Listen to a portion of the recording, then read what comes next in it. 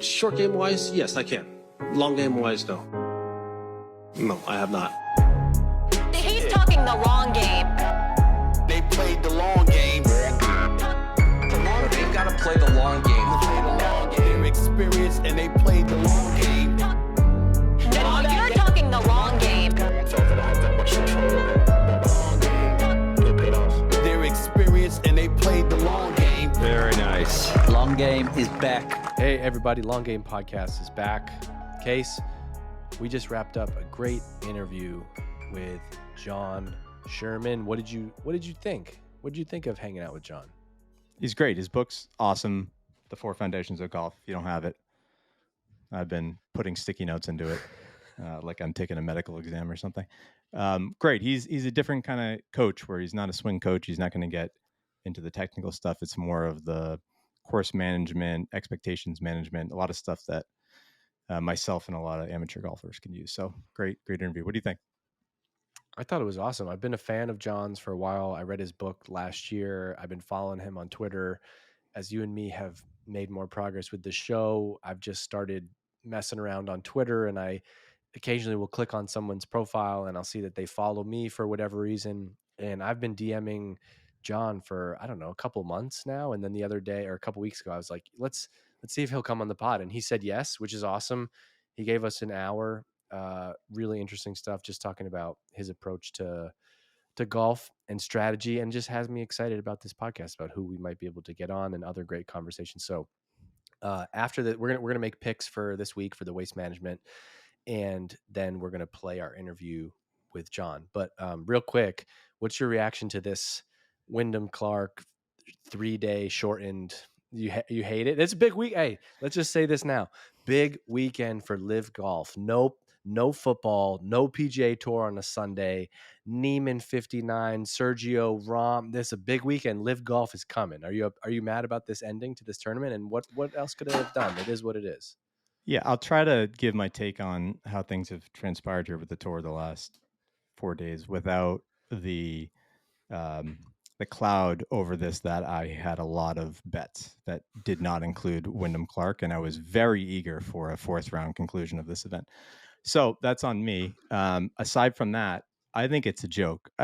As much as I can say this right now on a Monday morning, not being at Pebble Beach, not having any clue about course management and how much water a course can take, and how dangerous it is to have players out there in 30, 40 mile an hour wind gusts, which I think they just call the British Open every year. But I think it's a joke, and you couldn't have made a worse scenario for the tour, where they have this Sunday with nothing on the week before the Super Bowl, except for the Pro Bowl. But if you're watching that, you're not listening to this podcast. So, but I think it's ridiculous. Like, this is a signature event. It's one of their worst. As fans, we're being told this is one of the top, 8 non-major tournaments of the year. You've got one of the best fields they've ever had there. I think if players made a stink about it, they'd be playing right now. Or I don't know why you can't play on Tuesday. But yeah, I think it couldn't have gone worse for the tour. You had all these eyeballs on LIV, which, they had an exciting finish. And the tour's just kind of sitting there saying, we'll check tomorrow. They didn't even wait till this morning, Monday. They called it last night when they said they were going to check how the course was this morning. So what a feeling, though. Everybody, if you're Wyndham Clark, though, you end on a high note. You have the course record at Pebble. You walk off with the elevated event purse. Let's go. I'll see you in Arizona, boys. Ludwig seems like too nice of a guy to make a stink, but he missed that eagle putt on 18, which they were saying this could be for the tournament. And the way they talked all weekend about or especially all Saturday, well, we'll see what you posted. It seemed like it was a foregone conclusion they weren't going to finish this tournament. They're already everyone involved with the broadcast, the tour, the rules official they brought in, or sorry, the guy that makes those calls for the tour, they brought in the end of the day. Slugger White, Saturday. Is that the guy's name? I forget. No, isn't that guy at LIV? Slugger White. And what do you make of the purists who say that it was preferred lies, and so it's a 60, doesn't really move the How about they wrote that on the flag for Wyndham? on the course record flag. No, what do you mean they wrote it on the flag? It's on. They gave him a flag after. I saw a sticker on the scorecard, but I would assume that was given. Oh, I out thought it was before the something they wrote round. on the flag or No, something. I didn't see that. You can look that up. But I saw the thing people were talking about was on the scorecard. Oh, there's maybe a it was on the yellow scorecard or something. sticker, which they didn't put that on there after the round. They probably put it on before. So when you're asking your group, hey, are we cleaning them and lifting them? Then you Yeah. So obviously, there's for the purists out there, that's an asterisk. To me, it was more, and I watched almost all of Saturday. Not just Wyndham, but he had a few. But the drops these guys were getting in the rough, the free drops were insane stuff. Like, let alone a plugged, obviously a plugged thing on the fairway. That's of course is soggy, but there was some stuff on the rough. Casual water or like plugged. Did you see the Wyndham one? He got relief because they said there was a burrowed animal near there. He was in. That's a P. Reed move, isn't it? The burrowed animal. Love it. Was like a plugged ball, but also next to a burrowed animal. And I'm watching. I'm like, is it visible? Can you see the animal? It was like a hole, but it was nowhere near there. But if it's someone plugged, else, but if it's plugged, you get a drop. Why is it? But it wasn't plugged. No. It was a combination ruling, and you can go back and look. I think it was the same drop where there's some issues, maybe where he was stomping down the ground around there. If you saw that on Twitter, I heard people talking about that. Yeah, it just, and JT got a drop or two that I thought was interesting, and yeah, I'm sure whoever had the course record before, which was some kind of no-name guy too, right? Some collegiate guy had a 61 there a few years ago, but I'm sure that affects it. I don't really care. I think a 60 is a 60. I mean, he made like a mile worth of putts that day. So, but it's hard when, I mean, it's funny. There are 2 54 hole golf tournaments this weekend, right? One intentionally, one unintentionally. The PGA Tour one, obviously, that felt a lot like there was a lot left to be settled there. Sure. So how'd we do with our picks this week? You're asking that like you don't know? I have no idea. So Dave had been in a huge hole in our Grinders Tour where we pick outside the top 150. But for the signature events, there's not a lot of guys there. So we picked some heavy hitters this week. You had over, I think, a $2 million deficit this week. But I'll just say you are now the leader of this. Let's go. Right now. You won something like, I have it somewhere in here, but between Scotty, Patrick Cantlay, and Jason Day, I think you won this weekend about 1.7 million. And between Rory, Max Homa, and Maverick McNeely, I had 140,000. So hey, if you run sponsorships at Malbon and you want to hook me up, you're welcome for that. So send me some pants, send me some like Golf is Life streetwear. I will wear it on this pod. I got you. So you almost have a $300,000 lead on me now. So we're back to our regular scheduled grinders, everyone over the top 150 in the world. But did you get to watch this week, either LIV or PJ? No, I watched maybe 5 minutes of both.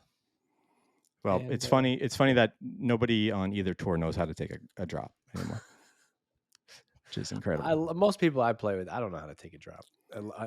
There's no rules. It's lawless. This whole thing is getting out of control. I will say that there's a lot of good players on LIV now. Something's got to. This whole thing sucks. This PGA Tour is weak. And that was one of the first takeaways I had too. Was holy shit! Like there's a lot of, and I mean, good players versus notable players could be a discussion, but that's especially if you're talking about where ratings come from and casual fans. Yeah. There's not a whole lot of difference. So friend of the pod, my buddy Eddie, who I play golf with, he texted me on Friday, and he's like, maybe it was Thursday, whenever the LIV tournament started. He says, are you downloading the CW app? Like, I'm loading it up for this weekend. And I was like, whatever.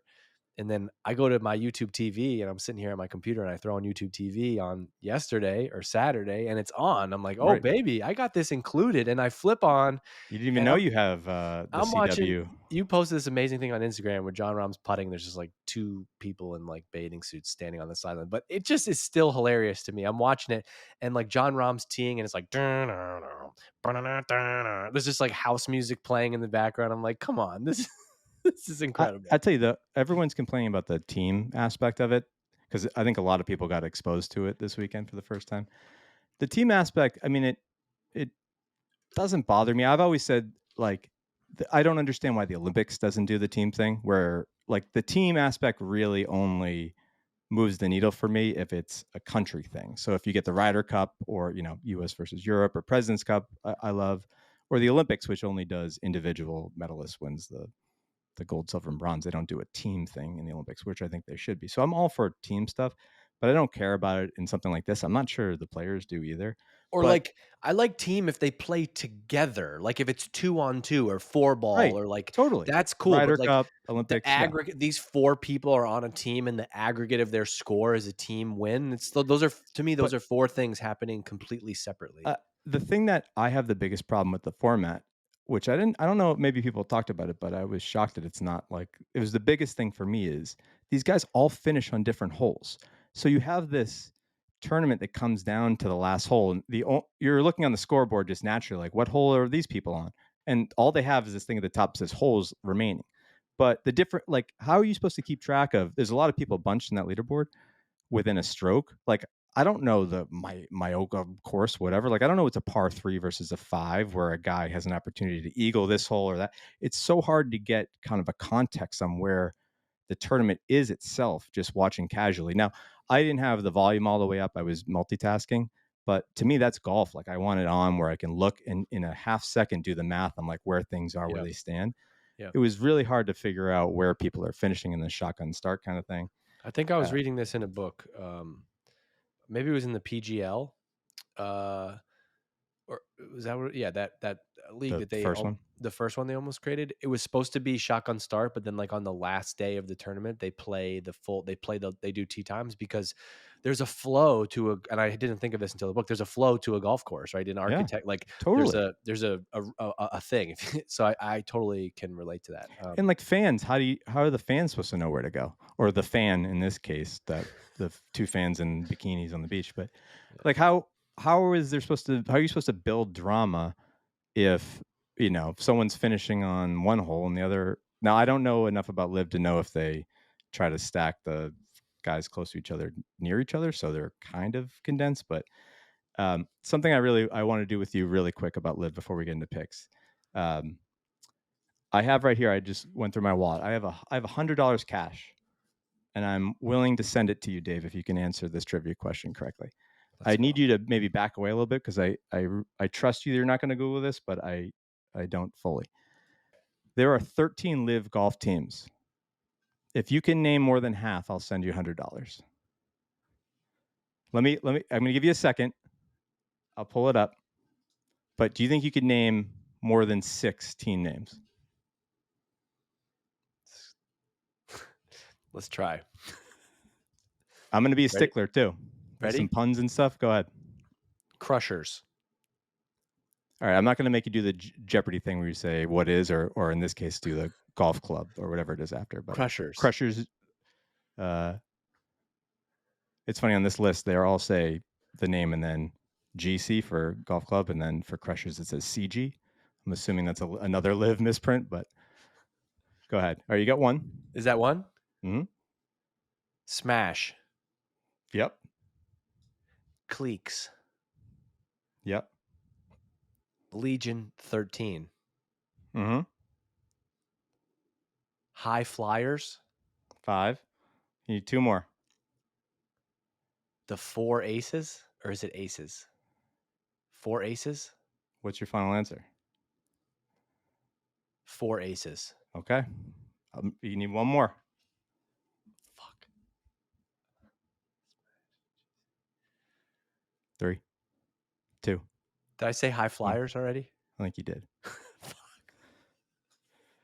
It's pretty good though. I mean, you've read this LIV book. I don't know if a lot of that's in there. No. Kudos to you. The reason I know is because I was texting. I just mentioned Eddie. He texted me and we were saying, should we all rock? Should we get some LIV hats? Should we pick a team?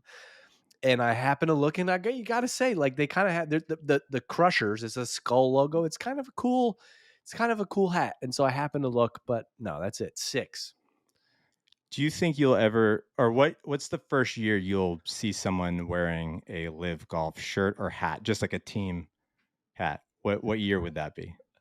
Well, it depends on where. Like, I'm in Vermont, and so I think in Vermont, someone wearing wearing a LIV Golf hat is not going to happen. Let's It's make a next to pledge right 0. now to our followers, fans, listeners. If we ever see anyone in any LIV Golf gear, we'll take a selfie with them and we'll post it here. I like actually a- was thinking, like, how absurd would it be if I just got like the straight up like flat brimmed camo Live Golf hat, and like that's who I was. Hey, this is my buddy Dave. He's in town from Vermont. We go to play your place.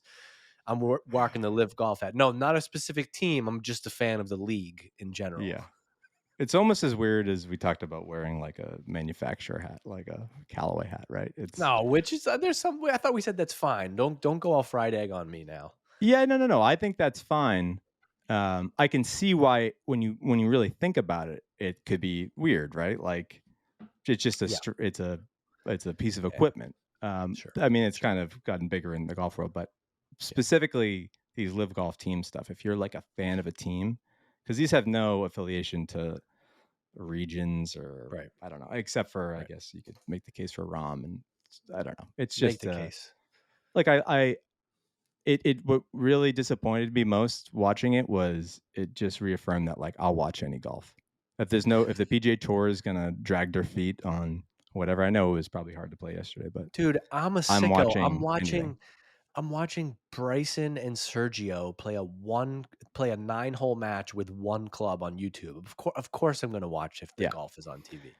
Last thing on Live, the whole thing on the whole scuttlebutt on social media was like these commercials are nothing like the PGA Tour, like people doing side-by-side comparisons of recording their like a TV and a laptop next to each other of Live Golf playing on one and then just commercials on the PGA broadcast, as if you couldn't just time that and record one when one was in commercial. But I think a lot of people were watching the YouTube feed, which it doesn't have commercials, I guess, or less. There was nothing but commercials what I watched on the CW. A lot of them promos for Vampire Diaries and stuff like that, but slaps, as they say. Yeah, let's make picks. Okay, do I have the first? Am I up first because I'm the hot hand right now? Yeah, this week we're going to the Waste Management, which is a notable one for a lot of reasons, mostly the famed 16th hole, right? Have you ever been out there? I went out once and played the course once, but nothing really. I haven't. No, to report. I have not. My only thing I'll tell you is that I went actually on our baby moon, my wife and I. She didn't. Wow. We went to like some spa in that area, but I went over there and played one round, and it was late October. They were building the entire city of the course around me. And the guy there was like, oh, they don't give a shit. There's going to be jackhammers. And so it's pretty funny. Like I played the 16th. It was like a ruin of that because they were still building it. Interesting time to play it. Very loud, but it's a very TPC course. If you played one of those, you've kind of played a lot of them. But I'll give you the first pick since you won last week. So all right, this week we actually will have to go outside the 150. He's number 180 in the world. Young DG. It's not me. Young Doug Gim.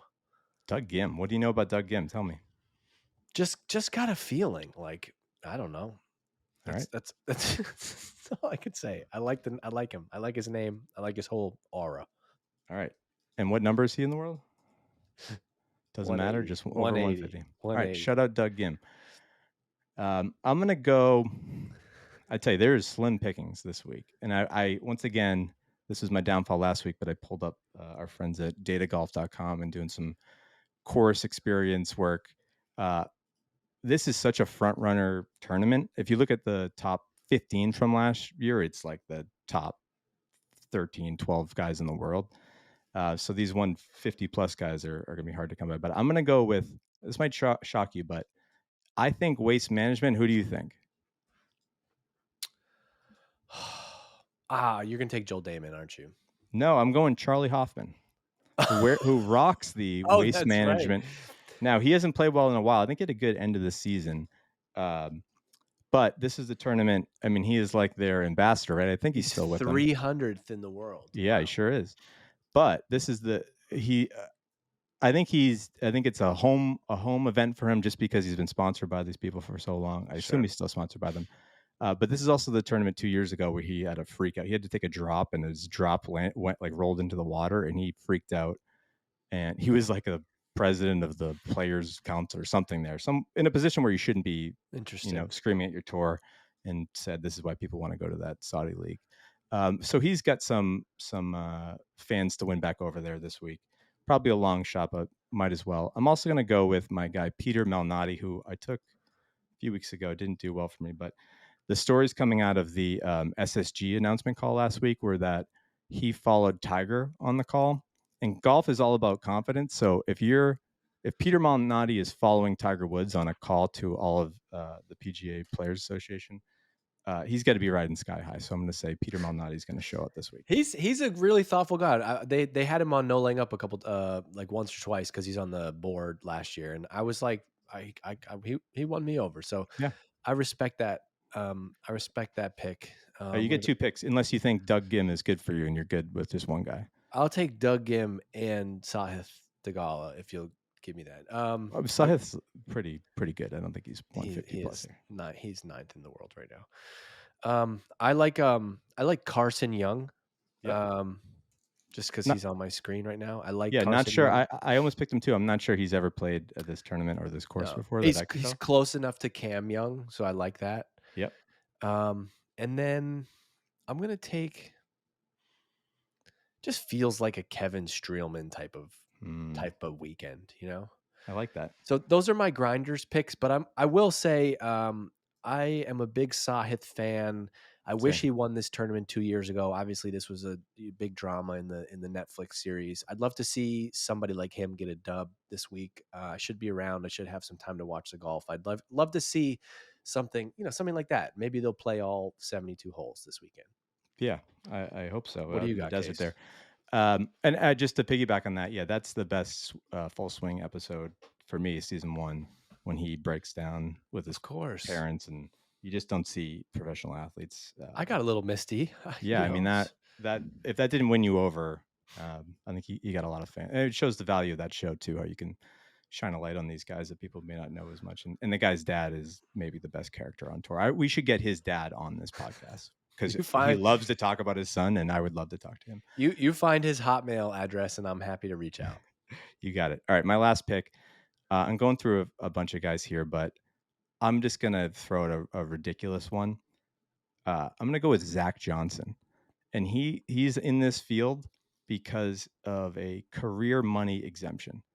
You have any idea what that means? I mean, I can put together what it means, but did you know that even existed? A career money exemption gets you into I only know it because I've been looking at this thing more like when we do this, and I've heard other people talk about it, but there's just there's all these levels of exemptions to get into these events. And what a feeling, man. This guy's made a boatload of money playing golf. He's captain of the Ryder Cup. He's like, yeah, what are we doing this weekend? Sure. Should I play Waste? I'll go play Waste. Like, how nice is that? I'm surprised that you picked him after, him not getting it done for you in the Ryder Cup, but maybe you're able to put that aside.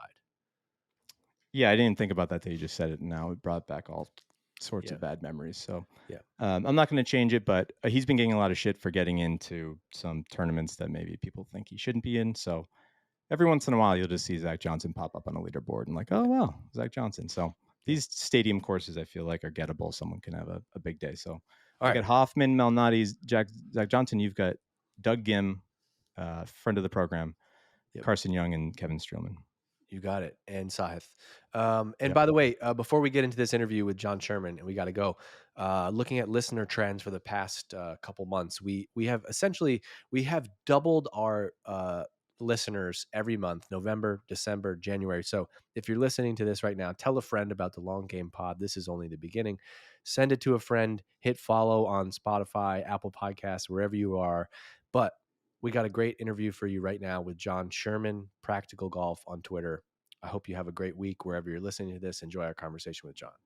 And Rory, come on the pod. They played the long game. Hey, everybody. Welcome to the Long Game Podcast. I'm Dave Gerhardt. This is my co-host, Casey Ford. We have a special guest today. I don't want to say he's my favorite author, but Jon, he's up there. He's not. This isn't Malcolm Gladwell. This isn't Nassim Taleb. No, this is what I'm a sicko now, Jon. I lay in bed at night and I'm reading the four foundations of golf.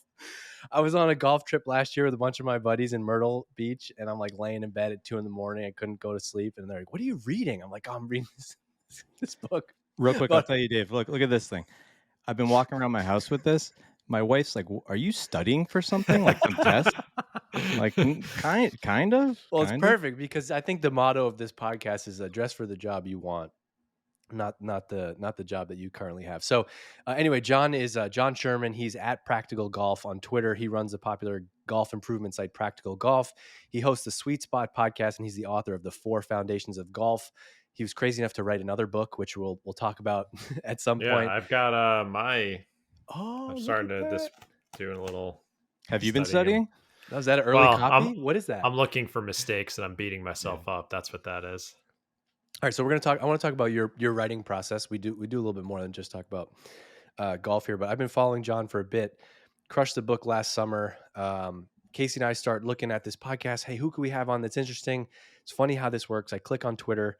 I go and I see Jon Sherman follows me. We've traded a couple DMs over the year, and I'm like, yeah, you know what? I'm gonna reach out to Jon and see if he'll hang out. So I have an icebreaker for you, Jon. One of the things that Casey and I like to do on this podcast is we talk about the things that drive us nuts about golf, like your average Saturday morning round. And I saw you tweeted this a week or so ago. You wrote, one of the best traits a golfer can have is to be easy to play with.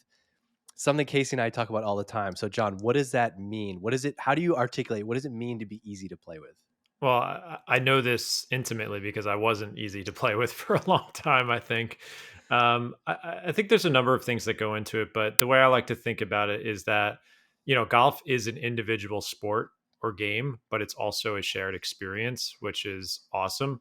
But there's also a downside to that because there comes a time in the round where your play is not meeting up with your expectations and you start getting frustrated and losing your temper. So, one of the things that I didn't do a great job of for a number of years was that, I would just be either losing my temper or talking about how poorly I was playing. And nobody really wants to hear it because, the goal of playing golf is to enjoy your time together and obviously focus on your own game. So I think one of the main traits of being easy to play with is that you're not making it all about you and how you're playing. It's more of a shared experience and you're trying to strike up conversations and have a good time. And that is easier said than done at times, but that's what immediately comes to mind. Do you have a nightmare foursome? You hear a lot of people talk about like Mount Rushmore of foursomes, or what's your nightmare foursome of cheating guy or slow play guy? What's your So nightmare? I guess number one is I've never played this poorly before guy. There's I play with always that guy every week, Jon. Yeah, exactly. I know him pretty well. I've been him. But yeah, the player that always is like, they have a rough start and they're like, oh man, I've never played this bad before. I'm so sorry about this. And I get it. Like we're embarrassed. We're a little self-conscious. It's totally normal. Number two would be definitely the temper guy. I've been around some really big hotheads over the years, whether it's in tournaments or just recreational play. And yeah, no one wants to be around someone who's slamming. I've unfortunately broken a few clubs in front of people. Like you don't want to see that. You don't want to be that golfer. And then last would be the just taking a crazy amount of time. And this again goes back to the shared experiences that, I don't believe there's any reason for people to have very long pre-shot routines or sit on the green and look at it from 40 different angles before you putt. I prefer people to play with a little more fire under their butt. So yeah, I think the golfer that just takes forever to hit the shot. And again, I want to be aware that people get frozen over the ball by their fears, but if you have a predefined process that takes forever, like I'm not in love with that. And Casey and I share this trait of like we're both the paranoid one in the group, where like if the group is playing slow, and I hate that this happens to me, but I feel the burden of that. Oh, like me too. Yeah. I'm like, man, these guys are right on our ass. And I'm looking at the three other guys that I'm playing with. I'm like, do any of you see what's happening right now? Yeah, and then it messes me up. Like I'm the same way. Like my big pet peeve in life is not respecting other people's time. And I've been in some like big tournament moments where we got put on the clock and it's just like, it's just burned in the back of my head. And yeah, I'm like that too. I look at the tee behind me and say like, well, there's people waiting. Like we got to get going. And other people can be unaware of that at times. Totally. I mean, I have this at the airport. I'm like, I'm not, look, we're late for the flight. I'm not cutting all these people in line because we showed up late, or I have it walking down the street. There's like walking this stroller. Like, well, there's people trying to get past us. I, of course, have it on the golf course. It's funny you're saying back to the Nightmare Foursome. I think we've all played with guys that had all three of those traits in one. So when you get a superpower like that on the course, just the worst person to play with. So we're on My the same favorite, page my there. favorite about the hothead though is you never. It's always it's always the guy you don't expect to be the hothead. You're like, whoa, that guy has a temper. Okay, that's wild. Yeah, your true self. Yeah. No, there's a there's a gentleman that plays in a band. He's got long hair.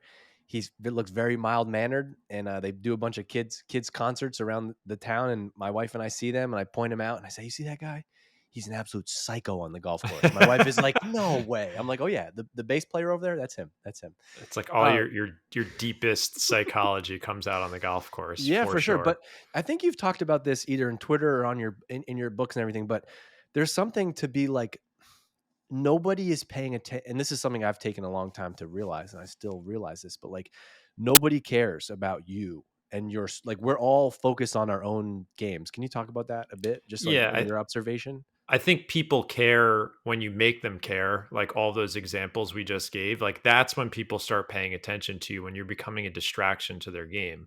But I would say the baseline attitude of most golfers I've played with is that this game's difficult. It's mentally draining. It requires a lot of focus. Like there's a score attached to our performance every day.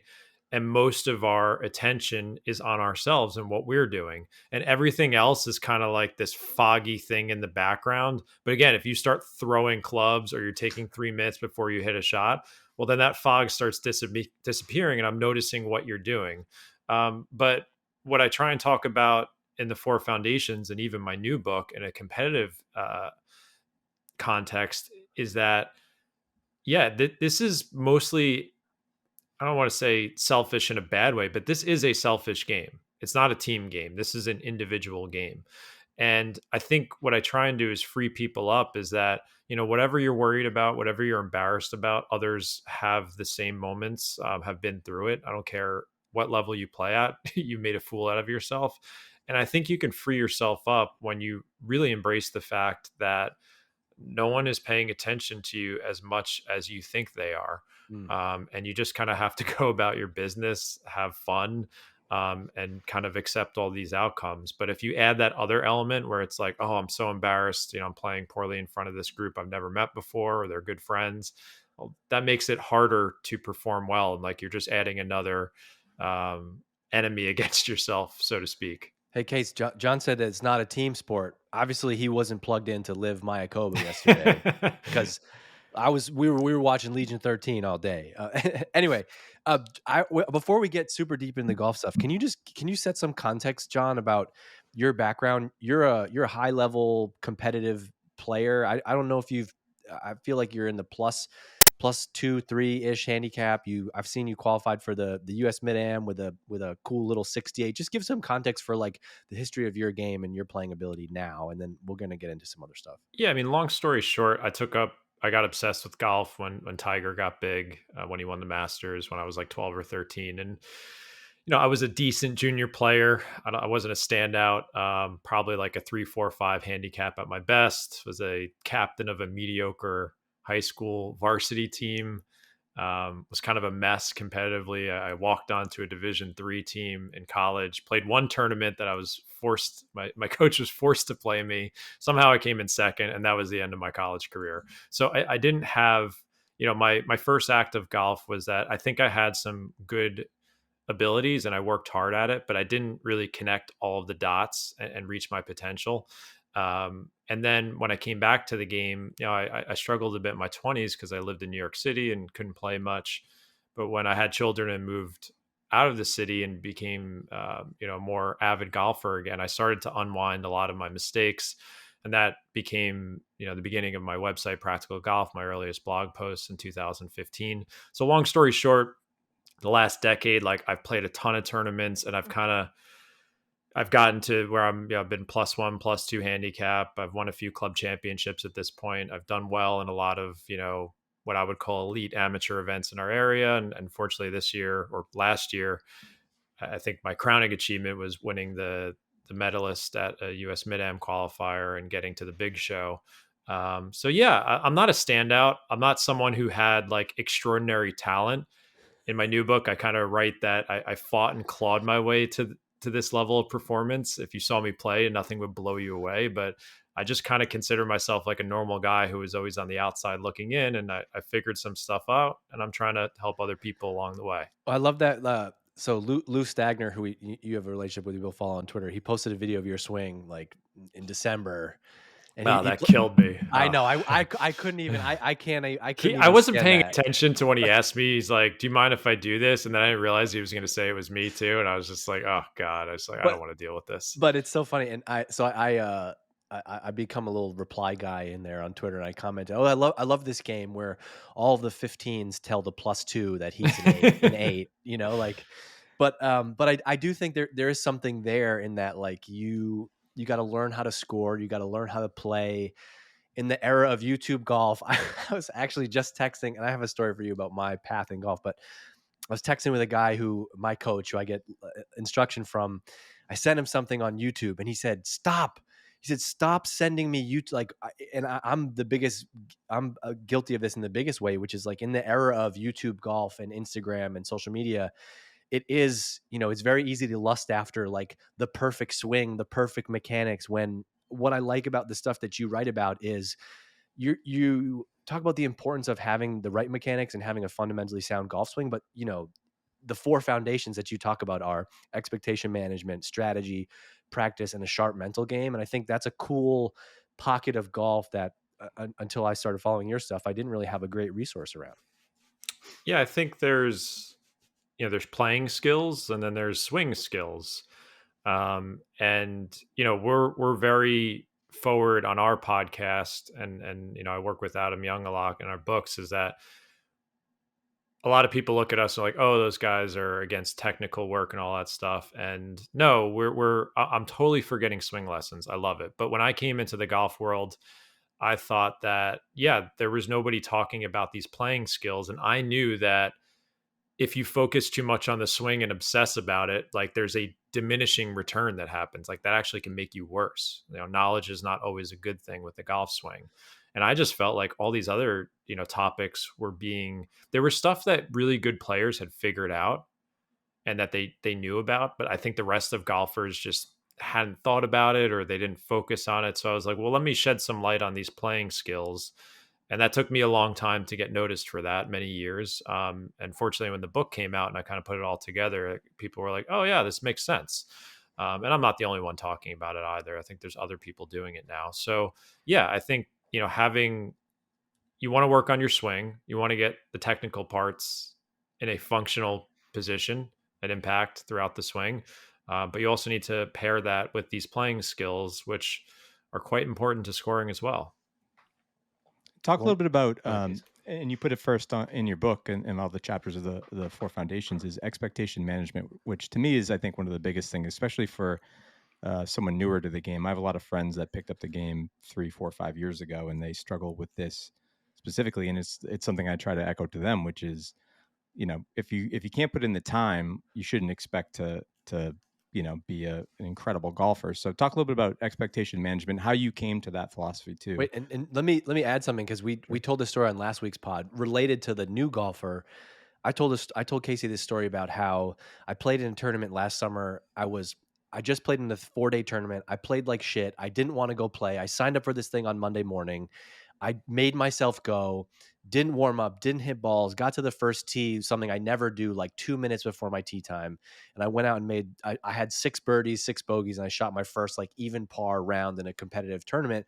And I walked off the course that day and I'm like, do I need to change everything that I thought about golf? Because I came in today with no expectations, no warm up, and I just played the round of my life.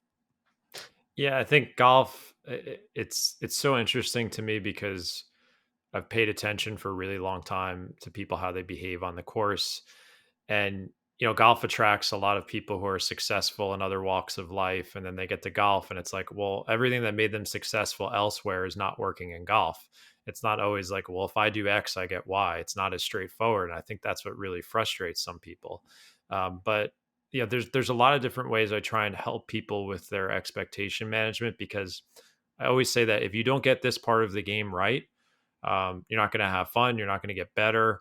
It just makes it really difficult to excel in this game if your expectations are not in line. And that could be a number of things. As you mentioned, it's like what beginners think, a good golf shot looks like. Hell, advanced players sometimes don't know what a good golf shot looks like. So just trying to paint a picture with, whether it's stats on dispersion or putting make percentages, how far you should hit your driver, how close to the green you should be hitting a 7-iron.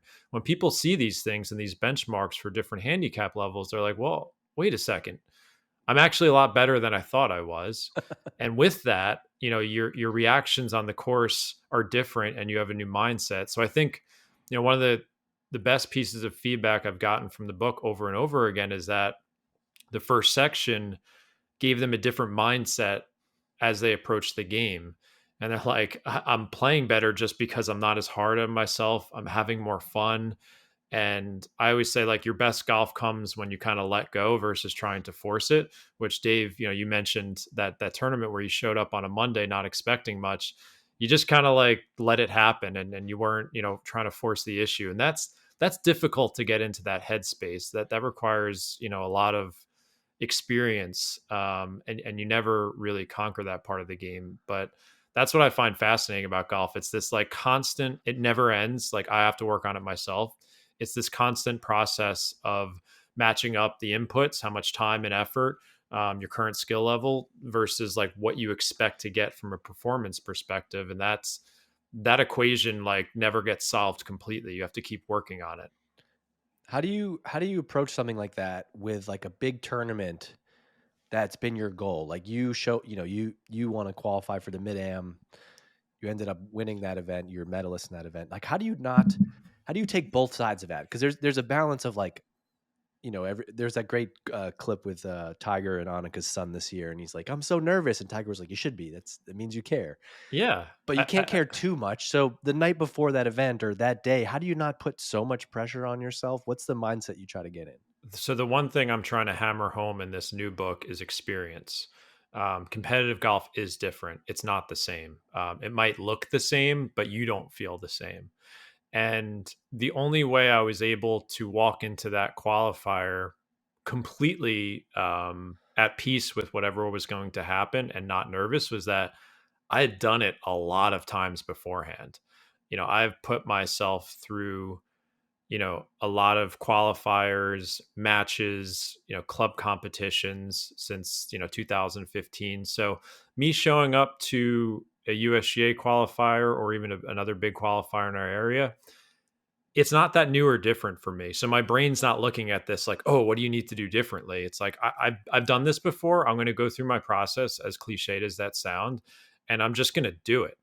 And hopefully like the variance of my scoring works in my favor this time. But even in that round, I had gotten to 5 under par through 10 holes, which was not completely uncharted territory for me, but I was like, well, shit, we're like on the border.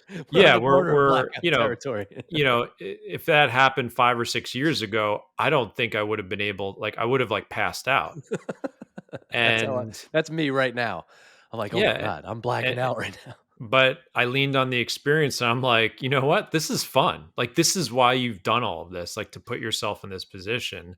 And it's okay to be nervous. And if I blow it, that's okay. But, this kind of different voice emerged saying like, this is awesome. Like, this is where you're meant to be. Like, you're going to do this. And it worked out that day. And sometimes it doesn't work out, but you need to really be willing to make yourself uncomfortable and learn from those experiences and have the right mindset so that, again, when you show up, you're like, this isn't like the worst thing you could do is expect great performance in something that's new and different, because you just don't have the reference point in your brain. So much easier said than done. I'm still not, I'll still show up to tournaments and get nervous. Like when I got to the US Mid-Am itself, that was very nerve-wracking for me. It was a lot of anxiety I had to deal with because that was new for me. I'd never played a national championship before. I'm literally walking down the fairway next to Stuart Hagestad, in the first day, like he's 2 groups ahead of me and he goes on to win it. And I'm like, well, shit, now I'm rubbing elbows with this guy. Like that's new and different. I have a question for you. This is going to be Dave therapy. How do you get off to a better start? So 2 years ago, I started to get into competitive golf. Basically, I have a similar story. I lived in Boston for a long time. My wife and I and kids, we moved out of the city. We moved up to Vermont. I happened to get a house right across from a golf course. I hadn't played golf in like 10 years. I channel all of my free time and creative energy into playing golf. I finally get a great instructor, Dave Jankowski. We had him on the podcast. He blew my mind because I agree with all the stuff you're saying, but I do feel like there is some baseline of swing mechanics. And what I learned was like, oh, you've been swinging it 7, 8 degrees left your whole life. And there's a lot you're not going to be able to succeed, blah, blah, blah. Anyway, I get a little bit better. I get down in the low single digits, but that's just me playing with my buddies. I want to test myself, get into competitive golf. Start playing well. I have an issue though. I almost always get off to a bad start. How would you tackle changing that? Well, I mean, first of all, like you're still pretty early on in your process. So you have to acknowledge that.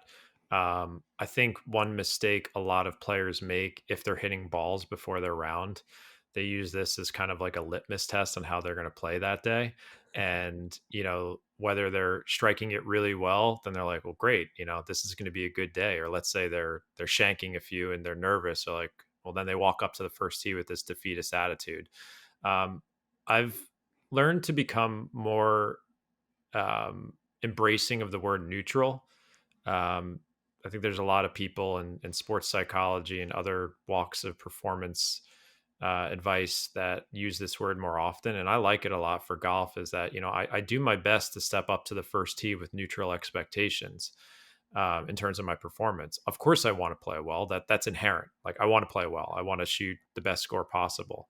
But with that, I have to be open to the fact that like, yeah, I might struggle out of the gate and I'm going to have to grind a bit to get back to where I want to be, or maybe I can't save it.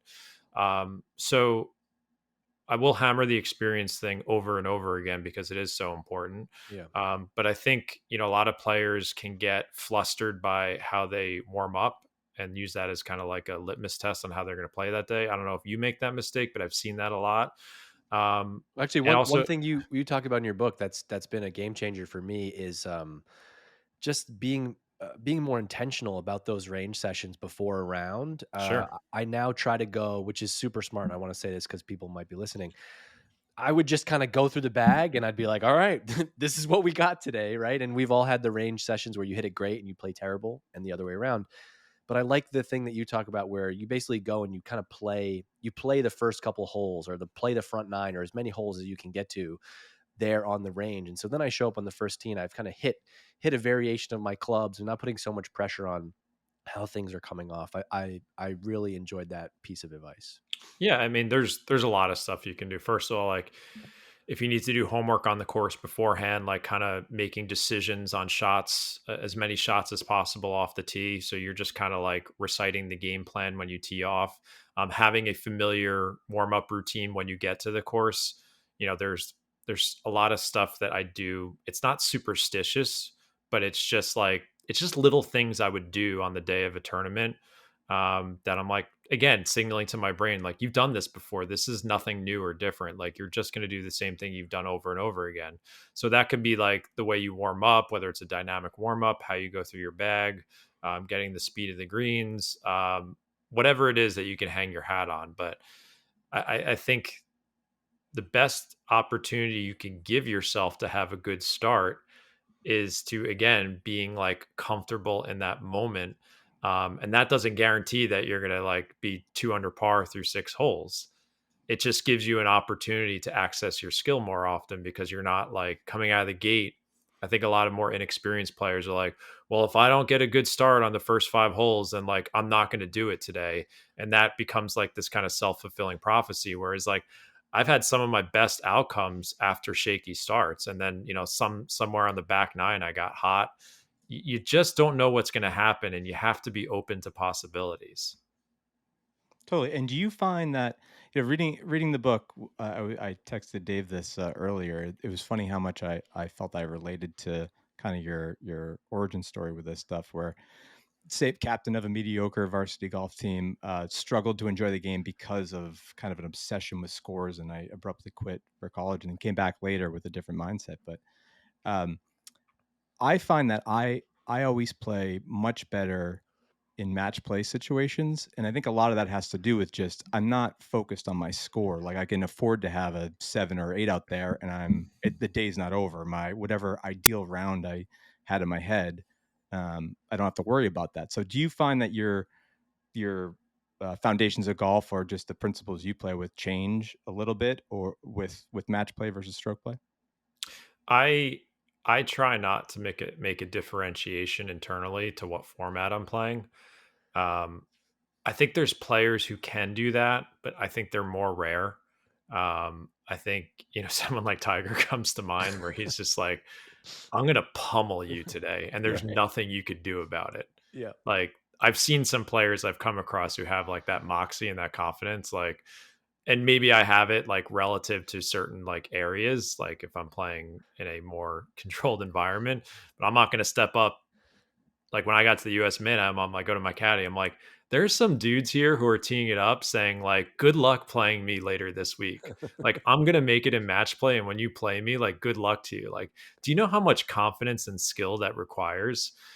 So I think a better attitude for the more normal player is, can I just say everything's the same? Like, I think golf is literally a series of independent events, whether that's a stroke play tournament, a match against your friends. Like, I try and view if I have a tee shot on the 18th hole or the first hole or an 8 footer on the fifth hole that could bring me up 3 or I'm down 2, like, I'm literally just going to try and do the same exact thing every time. And if I get really good at doing that same exact thing every time, I do not care what the scenario is.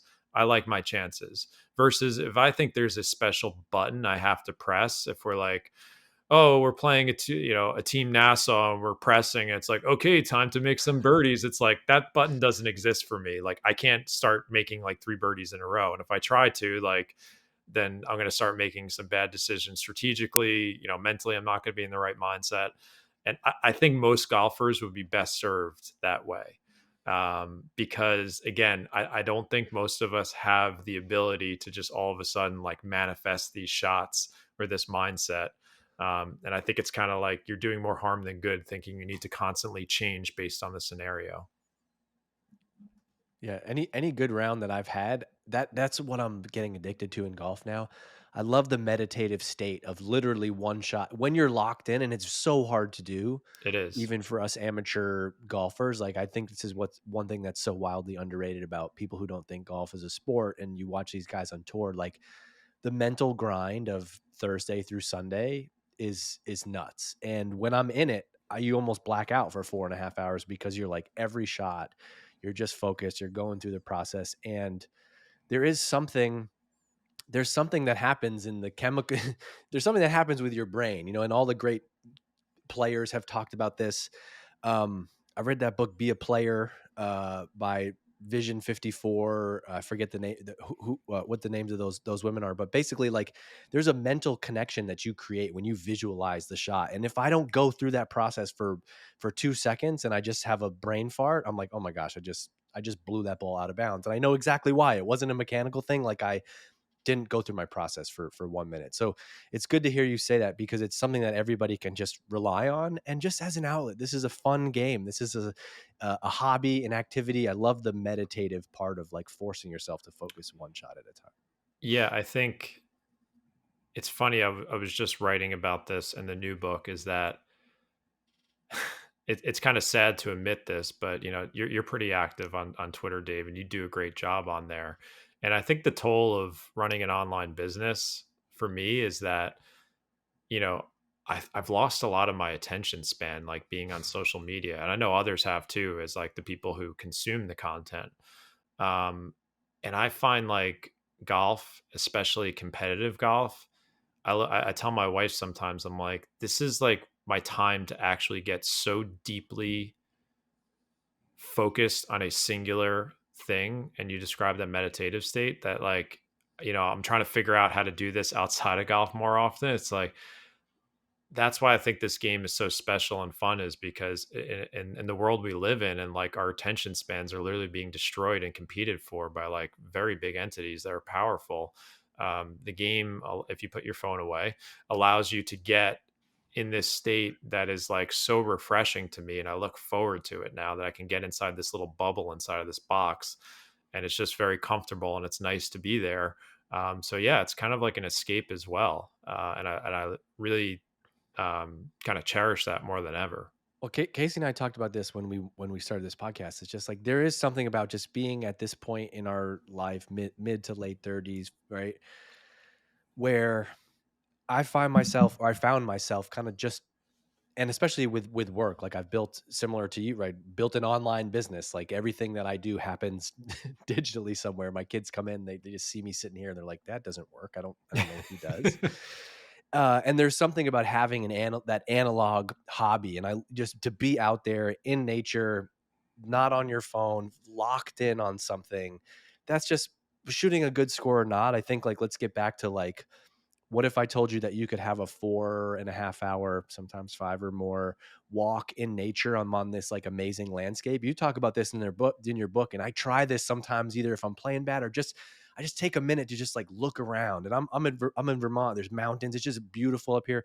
I do try to not to be super like hippie on you, but like I do take a minute to be like, dude, come on, this is not your full-time job. You're out here playing golf. Like, you tweet every Saturday morning. I see you, John, in the summer. Like, if you're teeing it up today, remember, have fun, blah, blah, blah. I think even just putting yourself in that frame of mind, like, oh, I haven't seen Casey in forever, we're going to go have a great time today. Just be in the moment. That's what I love about this game that I don't think you get from a lot of other things. And it's important for me that my kids see me doing this, because I want them to grow up around sports and have those outlets like we did growing up, where you'd go play basketball at the Y for 6 hours and not have a care in the world. I think you can have that with golf. And I think, to your point, it's more important than ever. Yeah, I think just having, no matter what happens out there, I just want to have a baseline appreciation that I got to do it. And as you said, like, we'll take several moments throughout the round to kind of take a mental snapshot. I don't care if you're a beginner golfer or, I mean, I've been working with Mackenzie Hughes, who plays on the PGA Tour. I mean, this is kind of some of the crux of the conversations we have together, is like, I need him to go out there and appreciate the fact that he gets to play golf for a living, because it's very easy for him and all those other players out there to just get so obsessed with the results and the score that it just becomes like, I can't perform. So a lot of it's even this sounds crazy to people, like reminding him that, he's out there to, have some gratitude that he gets to do this for a living. Now, of course, the context and the stakes of that are much different. But he came on our podcast and talked about that. I wanted people to hear that, because it's not just for like, beginner or intermediate players. Like, I think that mindset's for everybody in some shape or form. We this is very random. We have a Mackenzie Hughes story. Well, it's just involved with the tweet. Case, can you tell us? Yeah, well, Mackenzie yesterday for the downtime at the Pebble Beach Pro-Am, when they were waiting out Sunday, got delayed, but he was saying, I'll take some questions. So Dave and I have this thing he brought up a few weeks ago where no. John, do you run? I'm more of a biker. I've run in the past, but not still currently. Works. I think it still works. Do you listen to, you have headphones in when you bike or exercise? Yeah, but it's on the Peloton. Let's be a little bit more that's fine. About that. So Dave exercises and runs often, and does it so with zero headphones, which I think is a little crazy. I mean, I don't run that much, so I will say this: I walk every day, and I do not use headphones. See, but I'm same thing. Either when I'm with my wife or not with my wife. It could be either. So we had Kyle Porter on a couple weeks ago, and Kyle he kind of had like a real red face. He's like, sorry, just came back from a run, got to fight that dad bod, Dave. And he was like, I was like, let me ask you a question: headphones or no headphones? Because I've switched. No headphones. Casey's tweeting at Mackenzie Hughes, and Mackenzie said something like, what are you, crazy? Of course, if I go for a run, I use headphones. Well, he said I'm taking questions, and that's the first thing that always pops in my head now. Well, I think if it's a more higher exertion activity, like when I lift weights, I always put this on Twitter. Like, I literally listen to the Rocky IV, the same 4 or 5 songs over and over again. Like, I could not lift weights without doing that. Yeah. Like, if you gave me no music, like, forget it. Hold on. We got to double click on that. That's just a complete psycho move. The same 4 songs over and I've completed. I have a tonal, so I have all like the digital That's confirmation. amazing. I've completed over 200 weightlifting sessions over the last, I don't know, 18 plus months. 99% of them are to the same 5 songs from Rocky 4. And I often tell people that those songs got me through my first book. I would put them on in the morning, and it sounds crazy, but like it's like a Pavlovian response at this point. You If got I'm to write. tired, if I'm tired and I don't feel motivated and I hear those synthesizers and trumpets come on, like you can't stop me. Like good luck. All right, when It's I Like so get funny. I was when gonna I say get your I book. have a very similar thing where going back to college, and I still do it now. Anytime I'm writing or really deep into something, I put on the 1812 overture. I don't know how I found this. I'm sure everyone knows it. The like the Fourth of July fireworks song. I don't know what it is. It's like a 15-minute song, and it's very mellow. And then the end is that kind of the firework part, and it just kind of wakes me up when it gets to the end, where I know like, oh, it's I've just spent 14 minutes in my own head, kind of finding what we're talking about, like on the golf course, trying to find that almost meditative state where you're not thinking about anything but what you're focused on. It's this song, for whatever reason, I can ignore and helps me get to like a white noise space. I do it on the course. I play songs in my head during my pre-shot routines, especially on the greens. It's become part of my process. Um, yeah, I'm all about it. But yeah, I don't think I could, to clarify, like if I was running right now, I view walking as like kind of a meditation. So I want to Sure. like look around and stare at the trees and come up with ideas. Like I'm not sure I could do that while I was running though. All right, It's a well, little so more I'm high the intensity. weird one because I go for a run and don't listen to anything. You I guys I listen to mean, the same things over and over. I'm envious that you're able to do such a demanding physical activity without like the motivation from music. Yeah. I'm, For me, I'm it's trying. like just a painkiller. It's like a motivation to not think about every step I'm taking is miserable. Just to put a bow on this, Mackenzie did say, never, I'm not sure I could muster the strength to run without music. So All right, just something else. I want to jump around and ask you like a bunch of quick questions related to stuff you've talked about, and then I want to talk about your business and your writing process, and we'll wrap up talking there. But maybe like shortish kind of answers on each one of these Sure. topics. Can you talk about block practice versus repetitions? This one is for Casey. He needs to learn this. So, I mean, we can go on for hours and we have on our podcast. So, block practice is what most golfers default to, like same target, same intention over and over and over again. Random would be like changing the target, the club. I mean, you can get into subcategories where you're changing intentions. I think most golfers have overdosed on repetitive practice and they're not engaged. They just kind of rifle through the bucket, what I would call a zombie range session. I'm not against block practice. I do a ton of it, but I'd rather it be more intentional. Can you go through a routine? Can you pick a target? Can you take time after each swing to absorb how is my impact, ground contact, start direction, curvature, absorb what happened and then do it again. That is in a short description, a more effective block practice. Now, I think golfers get bored, and I think introducing random practice where they're kind of changing targets, you can get into performance games. That's another thing. But it gives your brain an opportunity to reset. And if you change the target, not that it's not going to like work wonders, but I think it gives a lot of people a better chance of being more intentional and building skills. The whole point of practice is not to get into a groove and hit your 7-iron really well after 30 swings. The whole point of practice is to prepare yourself for the truth of golf, which is you get one chance. Yeah. And I think if you blend the two of them, and I give a lot of ideas in the book on how to do that, I think you'll have a better chance of building better ball striking skills versus getting stuck in that zombie range session where you're not thinking, you're not engaged, and you're just kind of going through the motions. Yeah, I wrote. I don't know why I wrote this, but I wrote block practice versus repetitions. But it's that random. What word did you just use? What do you call Random. it? Random. Yeah, because this is. I mean, I make this mistake too, but I try not to make it anymore. Just you go to the range and you come back an hour later and you just hit 100 drivers and you're pouring sweat. And I didn't get any better. For me now, I think having an instructor block practice, I try to do it when right now I'm trying to like shorten the top of my backswing and get in a better position. I think it's helpful when you have something specific to work on. That's a perfect example of it. Like if you're working on something technical that a coach is telling you to do and it has relevancy versus like, oh, I just fired up YouTube. I'm going to try this swing move today. Like that's not productive. But Yeah. you having customized swing advice and working on that drill, like that is productive blocked practice. All right, here's the next question for you. Talk about shot shape. I've heard you rant on this with some other folks at some point, but should you have one shot shape with all clubs? Should you work it both ways? Should it be different with driver and irons? What's your opinion on shot shape? So I as I said before, with like intentions on shots and like whether it's match play, like I love continuity in golf. I love being able to do a few things really well, like super simple.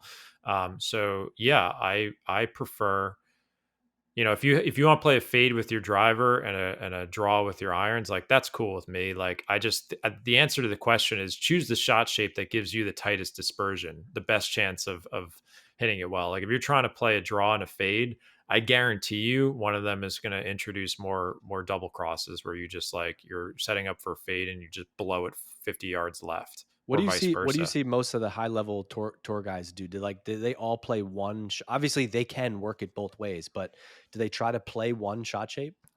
It depends on the player. I think there's more of a movement to do one shot shape. I think Brooks Koepka and DJ are two perfect examples. Like they started winning majors when they just like hit the repeat button on a baby fade and just stopped trying to play all the shots. There's plenty of guys who, I mean, it's different for them because they have straighter ball flights now.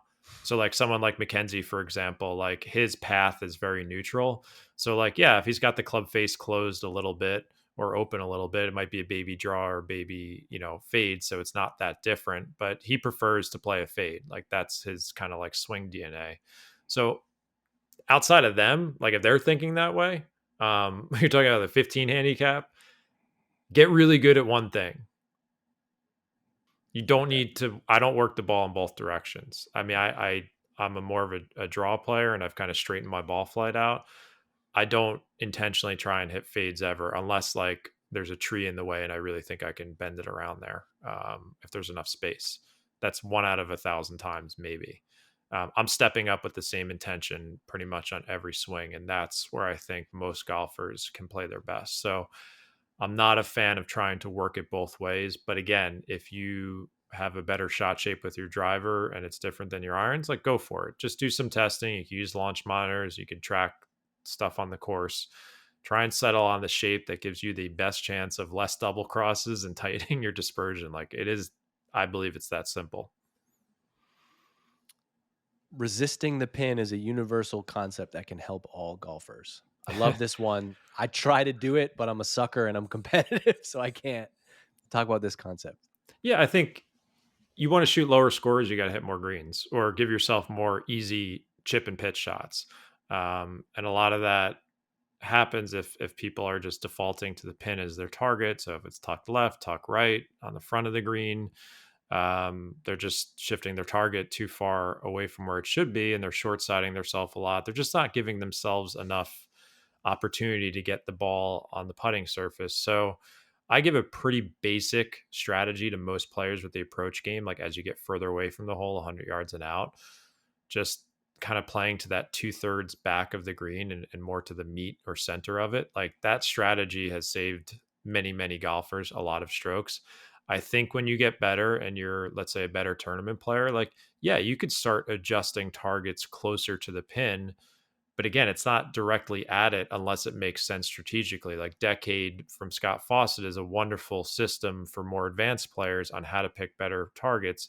And even, the average player can use it as well. But I just want people, again, with simplicity so that they step up to the ball and they're not like having 4 different decisions in their head. So if I tell them, hey, take a little bit more club and aim towards the center, like that's something you could do every time. And that will quiet, like my main reason for telling people that is that I think it'll statistically, I believe it'll help them hit more greens, but it also will reduce the amount of indecision they hit before each shot because the decision's kind of already made for them. And then you can make adjustments from there. When you bring in, I think it was maybe two years ago when Cam Smith won the Players, he stuffed it on 17. Yeah, I think he wasn't was just aiming aiming there. for the middle of Yeah, the green, exactly. and he hit a little push, and you find your way into something, right? And that's the foolish thing about like watching golf on TV is like a lot of the times we're like drawing conclusions based on the result of each shot, but like I would love to have the player's intended target on each swing, and then we can know like, oh, he actually like blew that 10 yards right of where he was aiming. Um, I've also put that in the book. Like watching golf on TV is not the best instructor to becoming a better player. You talk a lot about incremental progress as being like a key to improvement. What's something that you've been working on like recently, or maybe a recent win? What's incremental progress for you, someone who's in the pluses? Right now, the hardest thing I'm having to do is I have, unfortunately, I have tendinosis in my elbow. So what we would call tennis elbow. And that's a tough one to rehab. Like you have to be very patient with it. So right now I'm looking for incremental progress in my, rehab schedule and being patient with that and not trying to go hit too many balls or being patient with it. So, that's my current challenge. But like, yeah, with anything in golf, if you're looking to make a change and get better, like I had to really tackle my driver years ago. It's like I don't expect to in 2 months start, hitting laser drives. If I can hit one or two less out of bounds every few rounds, hit, a couple of more fairways and kind of make smaller, more achievable goals for myself along the way, like that'll help me feel like I'm more on track and not get down on myself. Like I think not most, but a lot of golfers put themselves in a situation where they're looking for these enormous, like short-term breakthroughs. And I know this is a problem in society in general. And the game doesn't work that way for most people. So you have to be, I love the word incremental just because it gets you more on a path where you can like check off these little boxes and feel better about yourself. And then you look back and in 6 months, you're like, oh, I did that. Like I got way better at that because I wasn't like staring at, the top of the mountain. I know that's cliched along the way. I was just kind of looking at my footsteps. Hey, let's talk about your business a little bit. So you're coming up and you're building a business in relatively a new era where you're doing that writing online. You started Practical Golf. You started your blog 2015, so you've been grinding on that for 8-9 years, which also people don't appreciate. It's not like you just started this a year ago. That led to you building a presence on social media and eventually writing the book. Just curious, like as a business creator, marketer, audience builder myself, like what tell me what that experience has been like, and did you expect to one day grow up and be an online writer and have that be your job? No, no. I mean, the most interesting part about the whole process is that like I ended up in a place where like I didn't really think I would be, but like I started it with like a deep passion for wanting to get this message out about playing skills and having the perspective of a golfer rather than a swing instructor. I thought that voice was missing. So yeah, I just started with the intention of writing good material. I was very interested in like online business. I used to work at Google, when I first got out of college in 2005, so I got a little bit of a taste of it. So yeah, I was super interested in growing it all. And this is when like blogs were not dead, but they were on their downturn, I would say in 2015. But yeah, I learned like SEO, affiliate marketing, growing an email list, like all the skills that I know, Dave. I follow a lot of your stuff and I think it's very interesting. And along the way, I think the best skill I developed was that I was able to take a complicated game and explain it to people in a simple way that got them to change their habits. I wasn't very good at it for the first 4, 5, 6 years, but I kept experimenting and seeing what was resonating, especially with the business as well. And it just got to a place where like I kind of found my voice. But as I said, with like even tournament experience, like I wrote hundreds and hundreds of articles, and for 2 or 3 years didn't really have much success to show for it, but I loved doing it and I kept going. And were you Um, working? Did you have a full-time job that was like yeah, generating I was still income? involved in a business with my father. I've always been in sales. I would say it took me like 5 years to build it into a business where I was like, okay, I could do this full time.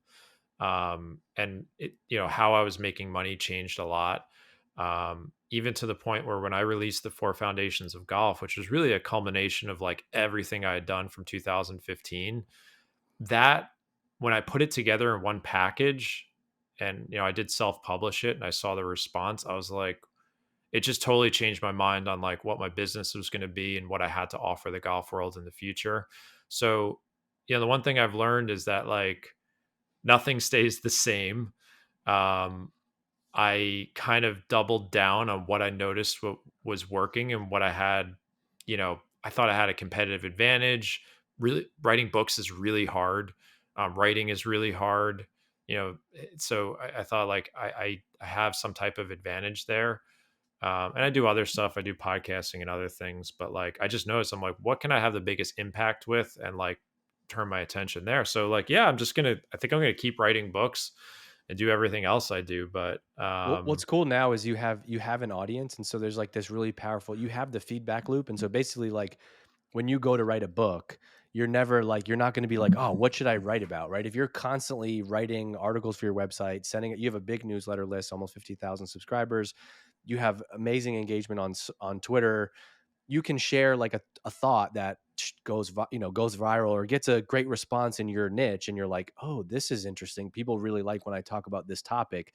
That stuff then becomes the seeds of like what you go and spend time deeper on and go and write the book, right? yeah, I know you know this very well, but like, yeah, it's very, when I got the idea to write the foundations of winning golf, I just started asking more questions to people. Like, I just want to hear people's problems and, or more importantly, what they think is the problem. Or I could throw out mini ideas or mini articles and those turn into chapters. So yeah, like as you grow an audience, like it's kind of like an economies of scale thing. Like you have this disproportionate advantage where you can get a massive amount of feedback from people quickly. And it's no different than I think the comedian working on their 60-minute routine. If they're a little bit more popular, they can go to any club they want and test out material. And if it bombs in front of 50 people in like rural New Jersey, like who cares? Like if I put out something that, the algorithm doesn't like or people don't respond to, I don't care because no one will remember it because they didn't see it, or if they didn't like it, it'll pass. But if I see something hit, then I'm like, okay, that's a chapter, and I will expand on that. So yeah, that is one of the advantages to having an audience, is that, as you said, the feedback loop, which is incredibly important in becoming a better golfer. It's also important in putting out content that people find value from. Do you also find that could be a challenge sometimes as someone who you have these philosophies and you're talking about a lot about audience building and finding what resonates with people? Do you ever find that like sometimes the things that are resonating aren't so much the thing you are hoping to get across, or are there things that are less resonating with folks that you're like, this is a key thing though that we still need to get across? It's a key foundation. Yeah, I think there's stuff that I will put in the book that I know wouldn't be a big hit on social media, but hopefully if I've done a good job in the book and I have people's attention and more importantly their buy-in to listen to me as a coach, then they're going to hopefully listen to that thing that I put in the book that would not go viral on Twitter or maybe would fall on deaf ears in a newsletter. So yeah, I think there's a bit of that where it's like a lot of what I'm writing is getting you to take the medicine you don't want to take. And I will give you some of the greatest hits and the things that you like, but I also will give you some stuff that you probably don't want to hear. And if, again, you trust me and you think I'm doing a good job, then maybe you will do the hard work and change your habits on that topic. Right. So yeah, I saw some, I don't know who said this, but like someone was saying the downsides of like using social media as a test for a book or generating ideas, like there's a different reward system for both. And I just try and do my best to blend them together when I create the finished work. And then the audience will decide. Like you'll see how people react. Just because I'm a dork, do you have do you schedule your tweets? Do you write out, or it's just like off the cuff? Do you have a process for writing there?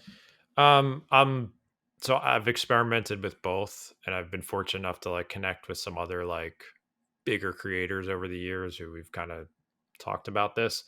I'm a very disorganized person, unfortunately. I don't know if I think of myself as a creative person. I guess I am, but like with that, like my mom, I don't want to compare myself to Elon, but I heard him say like, my mind is a storm. Like you don't want to be me. And like, sometimes I feel like that too, because like, I just have like all these ideas running through my head about like golf and business. And yeah, I think Twitter is just like this haphazard,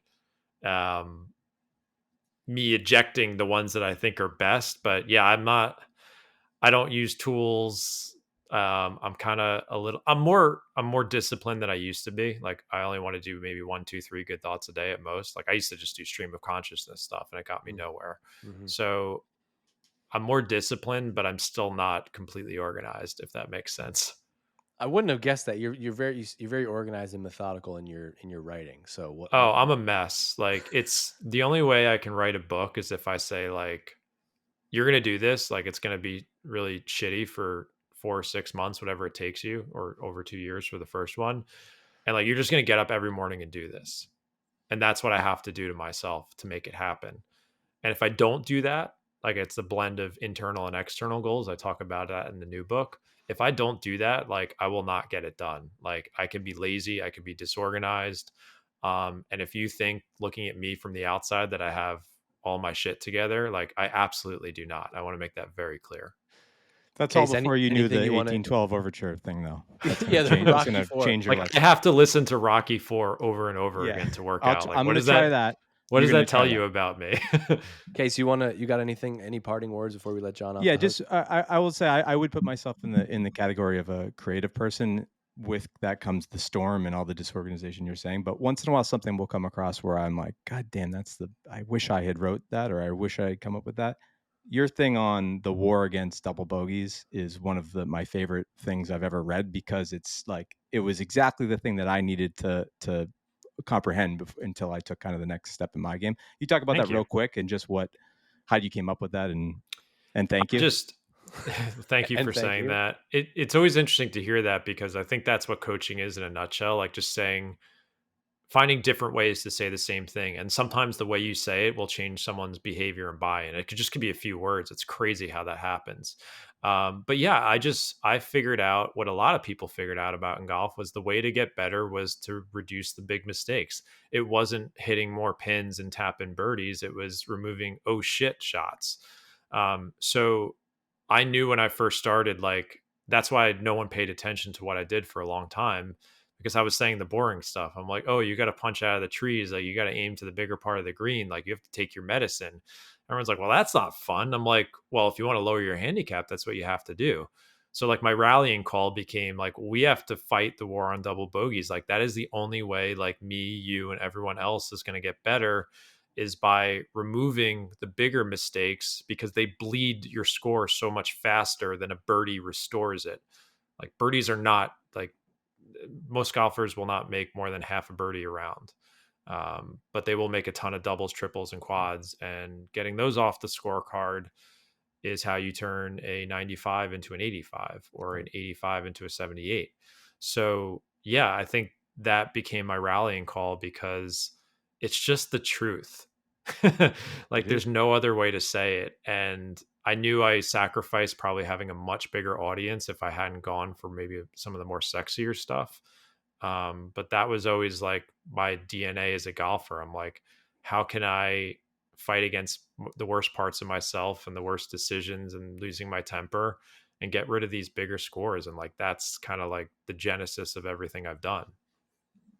And there's a lot of veterans of that war out there, so it resonates. Yeah, it is a universal concept. I don't care if you're trying to win a PGA Tour event, break 100, 90, like you just have to reduce them. You can't eliminate them, but you got to reduce them. No doubles. All right, Jon Sherman, thank you for giving us an hour of your time. This was so good. So good to hang out with you. Finally get to put a face to the name. Although I read and listen to your stuff everywhere. So that's the other thing about building online. You feel like everybody knows you. Go and check out Jon on Twitter. He's practical-golf.com. Go and check out his book, and maybe like 6 months from now when the new book is out or whenever that is, we'd love to have you back on and dive into some of that. Jon, thank you for hanging out with us, and I hope you enjoyed the long game pod. Thanks, man. I did. Thanks for having me on. He's talking the long game.